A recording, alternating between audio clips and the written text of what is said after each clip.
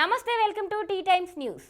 బేషరత్గా క్షమాపణ చెప్పి రాజకీయాలకు గుడ్ బై చెప్తా అంబటి రాంబాబు సంచలన ట్వీట్.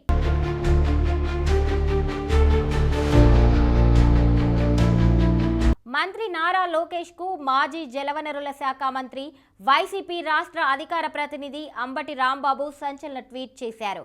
అసెంబ్లీలో తన తల్లి నారా భువనేశ్వరిని వైసీపీ సభ్యులు అవమానించారని, ఇది ప్రతి తెలుగు పౌరుడికి తెలుసునంటూ లోకేష్ చేసిన వ్యాఖ్యలకు కౌంటర్ ఇచ్చారు. తన తల్లిని అవమానిస్తే మాట్లాడకూడదా?